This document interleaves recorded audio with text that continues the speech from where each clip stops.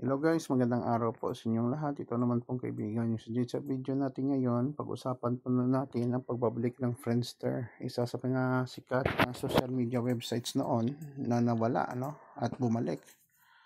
Kung bago lang kayo sa channel ko at gusto nyong video na ito, paki-like lang po, share, and huwag kalimutang mag-subscribe. Isa sa pinakaunang social media na sumikat sa buong mundo ang Friendster. Matagal na po ito.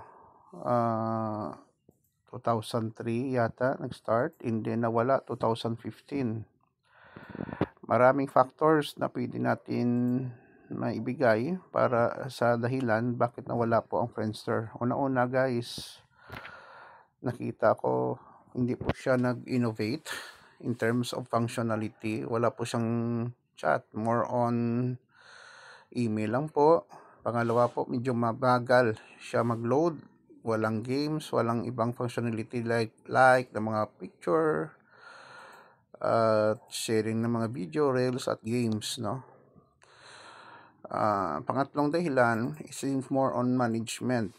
Ang nangyari kasi, pagpasok ng Facebook sa 2008, ang company ay nag-shift sa gaming. Hindi naman lahat ng tao nag-game.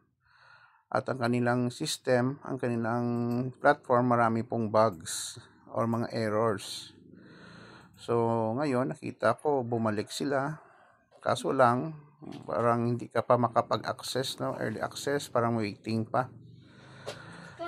So, ito po ay isa sa pinaka sikat na website na social media na nawala lang. Pero sa ngayon, babalik din ito at iwan ko lang kung makabalik po ito sa dati niyang kasikatan at maraming user.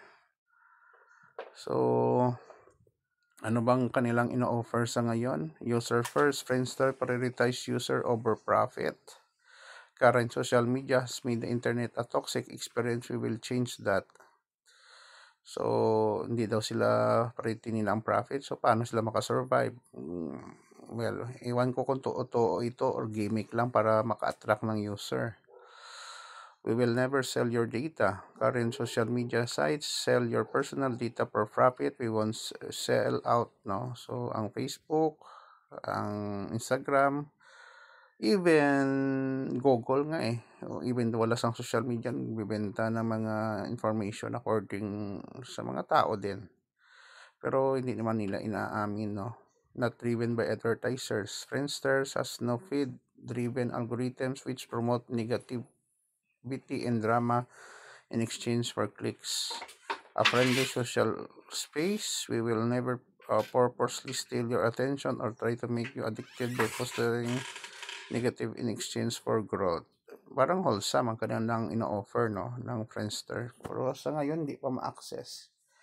So, check nyo guys, kung okay din sa inyo dito ang Friendster.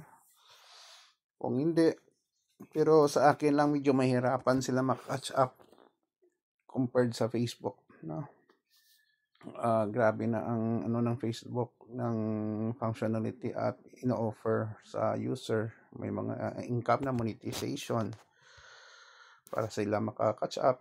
They do the same, Yun lang po guys. Please like, share, and huwag kalimutan mag-subscribe sa channel ko. Mahal ko kayo. Ingat po tayo lagi. Ito naman pong kaibigan nyo si Jake. Paalam. See you in the next video guys.